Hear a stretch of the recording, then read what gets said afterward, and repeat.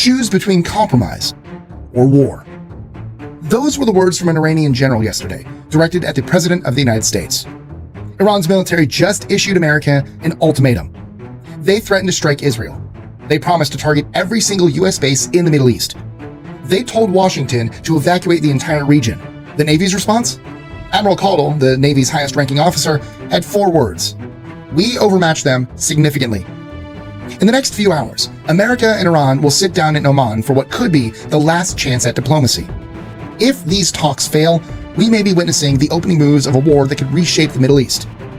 Here's what's really happening: why Iran just made a catastrophic miscalculation. On February 5th, 2026, IRGC General Hossein Dahigi stood before cameras and delivered a message that would have been unthinkable just months ago. When Americans threaten to attack us, they should know our first target would be the Zionist entity. It is well within the range of our missiles. It is America's weak spot in the region. But he wasn't finished. Then came the ultimatum. If America wants to go to war with us, it should evacuate all its bases in the region and leave altogether. This is our objective. Our main goal is to drive America out. Now, Iran has made threats before. For decades, they've promised death to America while carefully avoiding direct confrontation with U.S. forces. But something changed. The internal situation in Iran has become desperate. Since December, nationwide protests have rocked the country. Some estimates put the death toll from the government's brutal crackdown at 30,000 people. The economy is in freefall. The Iranian rial has collapsed to basically nothing. And satellite imagery shows something terrifying. Iran is burying the entrances to its nuclear facilities. The same entrances that were exposed during last year's Operation Midnight Hammer, the B-2 Spirit strikes that crippled Iran's nuclear program, are now being covered with earth. They're not doing this for fun.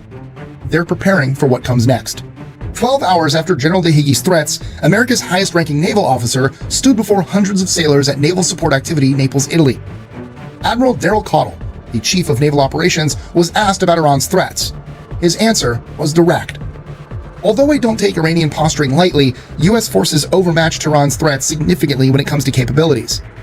He pointed to Operation Midnight Hammer, last year's strikes that demonstrated exactly what America could do. The U.S. bombing of Iranian nuclear facilities in June was evidence of the American military's capability to do things on that order and that scale. He then delivered the most important line. We have a very good approach of providing the President of the United States military operations. Iran knows this. So the fact that we have that type of capability is a strong deterrent. Let's talk about what overmatch actually looks like.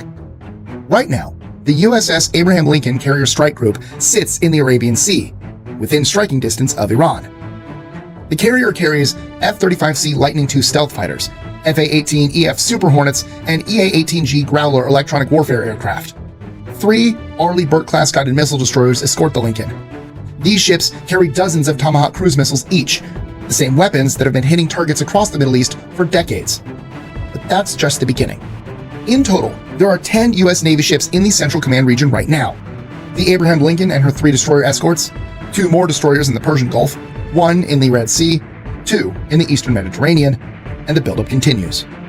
Over the past 2 weeks, more than 100 U.S. Air Force cargo jets have streamed into the Middle East. They're delivering Patriot air defense batteries, THAAD missile systems, ammunition, fuel, everything needed to sustain a major operation. The Air Force Base at Spangdahlem, Germany is now operating 24/7, a clear sign of the logistics surge underway.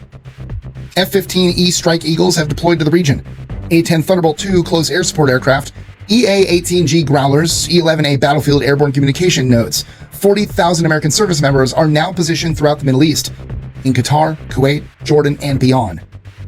When General Dahigi says Iran has easy access to American bases, he's not wrong about knowing where they are. Every country in the world knows where American bases are located. What Iran doesn't have is the capability to do anything about it without getting annihilated in return. To understand why Iran's threats ring hollow, you need to remember what happened just 8 months ago. June 2025, Operation Midnight Hammer. The United States launched B-2 Spirit stealth bombers from Diego Garcia in the Indian Ocean. These aircraft, invisible radar capable of striking anywhere on Earth, penetrated Iranian airspace undetected. They hit Isfahan, Fordo, Natanz, 3 of Iran's most protected nuclear facilities. Iran's vaunted air defense systems, the Russian-supplied S-300s, the indigenous Bavar-373s, detected nothing until the bombs were already falling. The strike set back Iran's nuclear program by years. It demonstrated the capability that no other nation on Earth possesses: the ability to strike deep inside defended territory without warning with devastating precision. And here's what Iran learned that night: their air defenses are not enough. That's why they're burying the entrances to Isfahan right now. The same tactic they tried at Fordo before Midnight Hammer, covering tunnel entrances with dirt to prevent commando raids or bunker buster bombs from penetrating. But here's the problem. The U.S. Air Force has the GBU-57 Massive Ordnance Penetrator, a 30,000-pound bomb specifically designed to destroy underground facilities.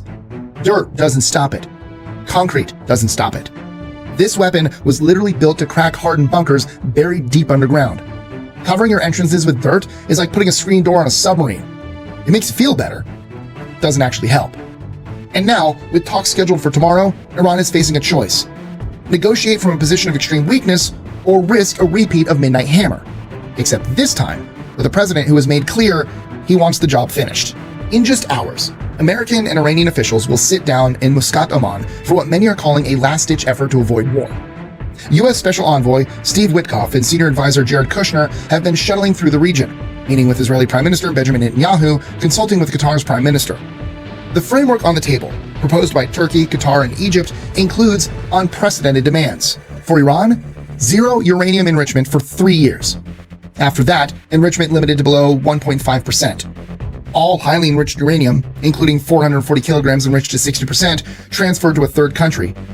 No transfer of weapons and technologies to regional allies. No first use of ballistic missiles. A non-aggression agreement with Washington. This is massive. Iran has never agreed to terms this restrictive, not even under the 2015 nuclear deal. But Secretary of State Marco Rubio has made clear: nuclear issues alone are not enough. Look, I think in order for talks to actually lead to something meaningful, they will have to include certain things. The range of their ballistic missiles, their sponsorship of terrorist organizations across the region, the nuclear program, and the treatment of their own people. And that includes the treatment of In other words, America wants it all. Iran's position? They've said talks will exclusively discuss the nuclear program and sanctions relief. They refuse to negotiate about missiles or regional proxies. This is the gap that must be bridged in the next 48 hours. And based on what we're seeing, the chances are slim. Israel isn't waiting to find out. Israeli Air Force Commander General Tomer Bar visited an Iron Dome battery yesterday with a stark message: we are on a thin line between preparedness and attack. A dramatic weekend awaits the region. And Israeli officials have confirmed the United States has explicitly warned Jerusalem to refrain from any unilateral military action against Iran during negotiations. But remember what happened last June. Israel attacked Iran even while Washington was negotiating with Tehran. That triggered the 12-day war. No one is sure Israel will stay on the sidelines this time either. Let's do the math on Iran's ultimatum. General Tehran threatened to strike Israel and every U.S. base in the Middle East. Let's assume Iran actually tried. Iran has roughly 3,000 ballistic missiles of various types. Their most accurate, the Fateh 110 and Desfour missiles, have ranges up to 1,000 kilometers. Sounds impressive, until you realize what they're facing. The Abraham Lincoln Carrier Strike Group alone carries Spy-6 radar systems capable of tracking hundreds of targets simultaneously. SM-6 missiles that can intercept ballistic missiles at ranges of 150-plus nautical miles. Aegis combat systems that have been combat-proven against Houthi missile attacks in the Red Sea. Add in land-based Patriot batteries, THAAD systems that just arrived, multiple layers of defenses that have been specifically designed for exactly this scenario. During last year's Iranian attack on Israel, when Iran launched over 300 missiles and drones, the combined US, Israeli, British, French, and Jordanian air defenses intercepted 99% of them. Now imagine trying that again, but this time facing a carrier strike group on full alert, supported by land-based air defenses with F-35 stealth fighters hunting your launch sites and B-2 bombers ready to crater your missile production facilities. That's the math General Tehran is choosing to ignore. And here's the final piece. Somewhere in the depths of the Iranian Sea, we don't know exactly where because that's the point, there are American submarines. Virginia-class attack submarines with Tomahawk cruise missiles. Potentially Ohio-class guided missile submarines carrying 154 Tomahawks each. Iran's military can't find them, can't track them, can't stop them. When the IRGC says our access to US bases is easy, they're half right. They know where the bases are. What they don't mention is that US submarines have access to their entire coastline, and there's nothing they can do about it. In the next 24 hours, we'll know if diplomacy has a chance, or if the Middle East is headed for another war. President Trump has made his position clear. Speaking at the National Prayer Breakfast yesterday, he said, they're negotiating. Now, They don't want us to hit them. They don't want us to hit them. We have a big fleet going over there. White House Press Secretary Caroline Leavitt added a warning. While these negotiations are taking place, I would remind the Iranian regime that the president has many options at his disposal as the commander-in-chief of the most powerful military in history. Iran chose to respond with threats, with ultimatums, with promises to drive America from the region. They forgot who they're dealing with. The same military that executed Operation Midnight Hammer in under 24 hours. The same Navy that has maintained freedom of navigation in the Persian Gulf for 40 years. The same force that just captured a dictator in Venezuela without losing a single American life. When Admiral Caudle said America overmatches Iran significantly, he wasn't bragging. He was stating a fact that every intelligence service in the world already knows. Iran told America to choose between compromise and war. If they keep pushing, they may find out that America has already made that choice. The next 48 hours could determine the fate of the Middle East. We'll keep you updated as events unfold. If you want to stay informed on naval operations and breaking military news, hit that subscribe button and the notification bell. Coming up next, why China is watching these negotiations very, very closely. Because what happens in Oman doesn't stay in Oman. Until then, fair winds and following seas.